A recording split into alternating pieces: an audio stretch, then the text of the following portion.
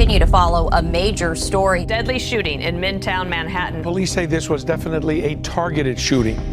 Late last year, Luigi Mangione allegedly shot and killed United Healthcare CEO Brian Thompson in New York. Right here. We started working on this video a while ago, so we don't have all the details yet. But one thing is already clear.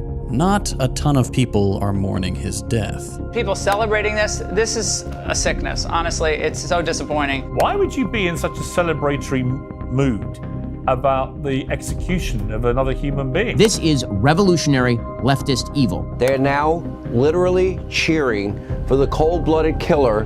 And let's be honest. Yeah, obviously, American healthcare is beyond messed up. Let me just give you a quick example from my own life. I want to show you something. This is a real bill I got 2 years ago. It's from the day my daughter was born. We were very lucky. No complications, no special meds, just about the most bare-bones delivery you can get. That one day in the hospital cost us nearly $6,000, or 2 full months' income for the average American. And that's with both of us being on United Healthcare. So, you know, if we had been living in New York... Never mind. Again, we were lucky. The average birth in the US cost nearly 11 grand. Insane healthcare bills like these are the norm here. Americans collectively spend an insane $4 trillion a year on healthcare, and we just can't afford it. It's hard to know exactly, but it's estimated that about 500,000 Americans, 500,000 people every single year, are forced to declare bankruptcy or sell their home to cover their medical debt. You probably knew this already because, like all of us, you have the internet, and you've seen literally any GoFundMe campaign. About a third of them are people needing help with medical bills. And this is all in spite of the fact that we have a decently high insurance coverage rate in this country. Millions of Americans are still uninsured, to be clear, but for the 90-ish% that are covered, insurance sucks. Even before any of the claim denials start rolling in, and don't worry, we will get to that, most of us are paying several $1,000 deductibles and copays before we even get the privilege of our claim being denied. There are issues at almost every level of our healthcare system, but insurance companies are clearly the biggest pain point. So, let's dive in.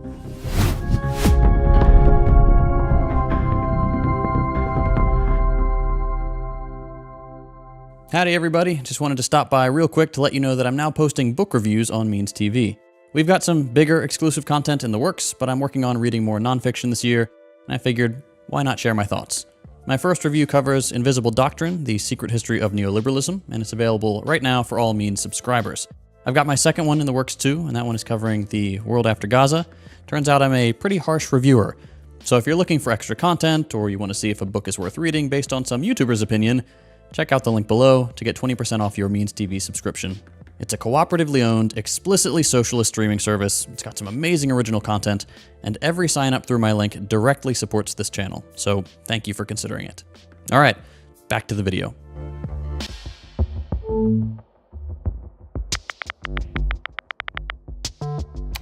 Over the last few months since Thompson's death, we've seen a flood of horror stories on social media from people sharing how companies like UHC have treated them or their loved ones. From denying necessary chemotherapy sessions to multi-year delays through 6-figure bills being denied and bankrupting families. Health insurance companies are despised, and for good reason. Just take Cigna. They cover about 20 million Americans, and on average, their claim denial rate is about 15 to 20%. How do they get to that number? Well, they spend literally less than a second and a half denying your claim. According to a Cigna doctor, quote, "We literally click and submit. It takes all of 10 seconds to do 50 at a time." And just hold on now, because Cigna isn't even one of the worst ones. UHC has a 33% denial rate, and the reason they're so high up the list could be because they use an AI model called NHPredict to make some of these claim decisions, and it allegedly has a 90% error rate. This sort of stuff is no less murderous than what Mangione allegedly did. Hundreds of thousands of people die or lose everything because of this blatant disregard for human life. So while this was murder, whoever did it, The fact that a tiny fraction of the violence the ruling class subjects us to is being thrown back at those who benefit the most from our suffering is hardly surprising. When care is rationed like this in the wealthiest country in the world to enrich unnecessary middlemen to an absurd degree, it should be more surprising that this didn't happen sooner. You might have already seen this circulating online, but the profits of all these despicable health insurance companies have doubled, tripled, or even quadrupled in just the last 10 years. Don't worry though, all that money is making it back to the people really putting in the work. Health insurance CEOs have raked in tens of millions of dollars a year denying desperate people's necessary claims. And yes, thankfully, they make just enough to set some money aside for millions of dollars in political contributions to both sides of the aisle, making sure this lucrative arrangement doesn't change. And let me be clear and take a break from these statistics for a second. No other country is like this. The term medical bankruptcy is practically unheard of outside the US. There is no equivalent to the tens of thousands of preventable deaths caused by the lack of insurance, underinsurance, and denial of procedures that we have in this country. But if we want to understand how health insurance became so toxic, we need to step back from the present, zoom out, and go back to the 90s. You've got mail. Because it's at this time that things changed pretty dramatically in the world of insurance writ large. See, for a few years, the insurance industry, both medical and otherwise, went through what's called a soft market. A soft market, in insurance, is a moment when prices come down as insurers offer riskier policies to try to capture more of what's become a pretty saturated insurance market. This is a normal part of the business, and according to Jay Feinman, the author of Delay, Deny, Defend, the pendulum between hard and soft markets usually swings every 4 to 6 years. Starting in 1988, though, insurance companies launched into a soft market that would last an unprecedented 12 years. The reason this was a problem is because soft markets only tend to work for a short time. Eventually, those riskier policies mean more claims, because the events they're covering are, of course, riskier, and more claims means lower profits. Normally, the market eventually swings back, with insurers upping their rates, offering more expensive policies, and restricting who gets covered. But this extended soft market prevented that, digging into insurance company profits and causing annual losses in the tens of billions of dollars. At the same time as insurance enters this long soft market, two more things happen. Medical costs keep rising, and the US gets hit with a string of natural disasters, the most dramatic of which was probably Hurricane Andrew in 1992. And clearly there's been a lot of damage, but this can only be described as total devastation. If you weren't around back then, until Katrina, Andrew was the most expensive natural disaster the US had ever seen, destroying entire cities and resulting in insurance companies receiving over 600,000 claims and needing to cover about $16 billion of damages. Money that they just didn't have. 11 major insurance companies declared bankruptcy, and those that weathered the storm took heavy losses. But events like Andrew are what insurance is there for.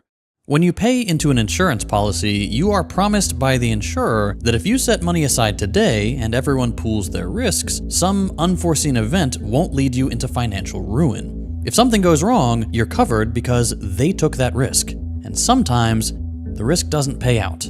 Sometimes big events just mean there are negative years. And while this doesn't have to be a problem for all insurance companies, it's a really bad one for for-profit insurance companies. Between the extended soft market and the sudden need to pay out way more claims, insurance companies were in a tough spot. Mergers and acquisitions consolidated the market into a tight oligopoly, and this profitability dip mattered more than ever because, on top of all the rest, more insurance companies had suddenly moved to a more aggressive for-profit model. The standard insurance model used to be the mutual company. Unlike stock companies, these are insurance companies that are owned by policyholders themselves. If people pay into insurance more than is used to pay claims, or if any investment of the funds returns a profit, those funds go back to policyholders or get used to reduce everyone's premiums. It's a decent setup that makes the insurance company work much closer to the interest of those who actually use it, because those who use it are technically also the owners. In the 80s and 90s, though, as profits became slim and all these companies were scrambling for access to capital to stay afloat, the most optimal survival strategy became demutualizing, turning the company into a stock company. This meant getting money from outside, and that meant suddenly insurance companies had shareholders demanding increased profits and returns on their investments. Enter McKinsey. You might know McKinsey from such bangers as getting everyone at your job fired or taking 2 years to come up with trash cans. Figuring out how to deliver to shareholders is McKinsey's bread and butter. If it means cutting personnel, reducing benefits, automation, coming up with a new way to overwork staff, that's not their concern. They're there to make the number go up. So when big insurance companies hired them in the 90s in this mad scramble for profits, McKinsey zeroed in on what made insurance companies less than maximally profitable.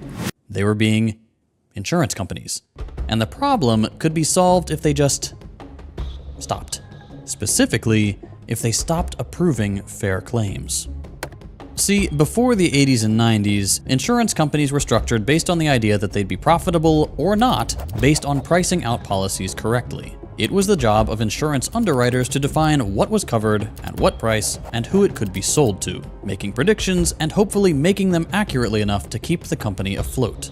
But for you, once you enrolled, you could essentially treat a covered event as risk-free because the insurance company had agreed to cover the risk for the price of the policy. There was a guarantee they would pay the price, and the company's claims adjuster had only a very limited role in figuring out if what you made a claim for was covered, which most of the time it was. And if there was ever any doubt, insurance companies had an internal policy code of ethics that incentivized them to settle in favor of policyholders over their own interests. Like a good neighbor, State Farm is there. Nationwide is on your side. You're in good hands with Allstate. You get the idea. But McKinsey suggested a new approach. Delay, deny, and if it comes to it, defend. Delay claims reimbursement until people give up. Deny as many claims as possible and hope people won't fight back. And if they do fight back, put on the boxing gloves and get the most expensive lawyers you can afford to make sure they'll regret trying to take you to court. This is now the standard for health insurance. And the only reason we know about this strategy is because of a court case against Allstate. In 2008, the company was forced to release internal documents showing what McKinsey's influence on the company's practices had been. And wow, is it bleak. McKinsey slides told insurance companies to treat their customers as if they were in, quote, a zero-sum game. Recommended that the company offer aggressive, quote, take it or leave it offers to strong-arm desperate people into deals as low as $50 for bodily injuries, and to delay policy disputes for a standard 3 years to force people into bankruptcy and desperation. And if all else fails, take people to court knowing full well that someone relying on insurance for an expensive medical procedure isn't going to have the money or the time or even simply be healthy enough to get into an expensive legal battle with one of the wealthiest companies in the world.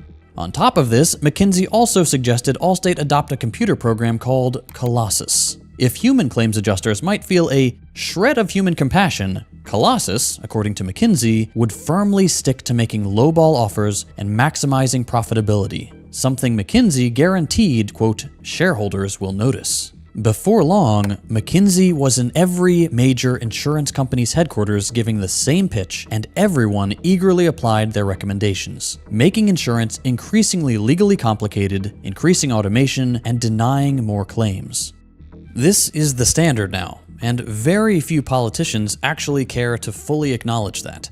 While policies like the ACA, Obamacare, have helped a lot of people to get on health insurance who previously couldn't because of things like prior conditions, which is a fantastic thing, the bill wasn't written to challenge the profit of these greedy corporations or undercut their ability to screw you over in other ways. Through things like Medicare Advantage, for example, federal money doesn't go directly to covering your necessary procedures, but instead lets private insurance companies increase premiums and rack up billions in profit by essentially subsidizing them. It's a big part of the reason the last 10 years have seen such a boom for these companies, because policies were written with middleman profits in mind. But we have solutions. Bernie's Medicare for All, for example.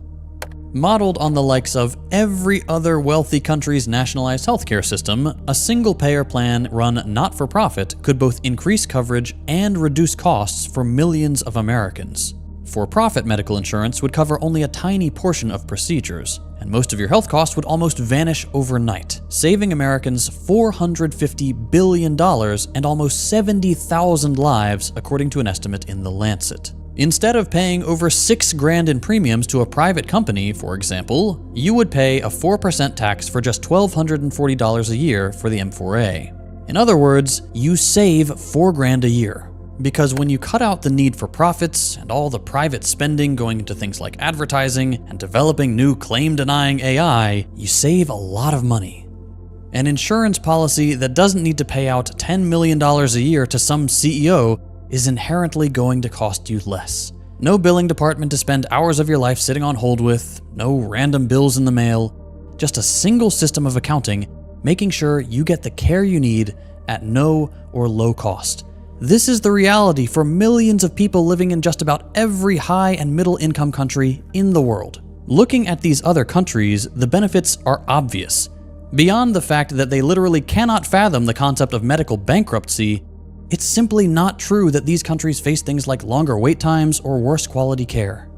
While different countries have slightly different metrics, more people in Germany, France, and Australia can see a doctor the next day than in the US. 4% of Americans wait 4 months or more for non-emergency surgery, compared to 2 and 0% in France and Germany. And doctors in Sweden and Australia report patients having a hard time getting specialized tests and care at half the rate than doctors in the US do.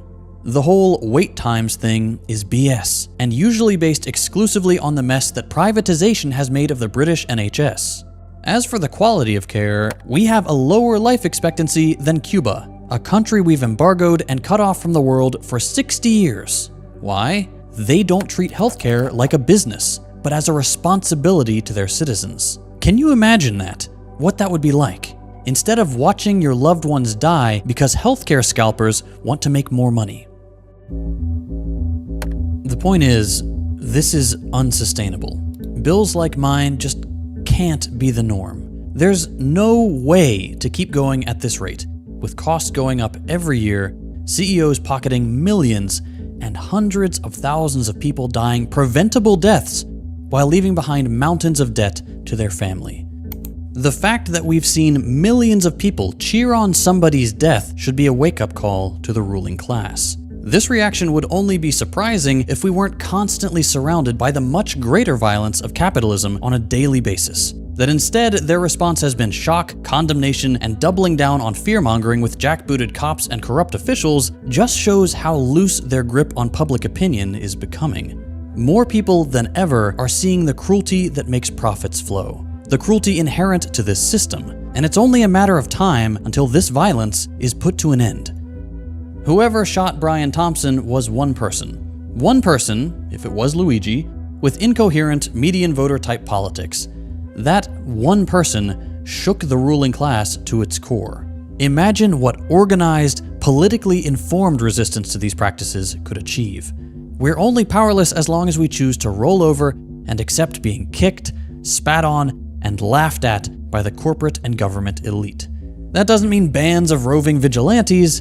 It just means average people taking the time to educate themselves, learn how capitalism functions, join socialist organizations, and say, enough is enough. We're not working until our demands are met. This shipment isn't leaving port until our demands are met. These trains are out of commission until our demands are met. The era of invincible capital is coming to an end, and it's our job to make sure it happens quickly.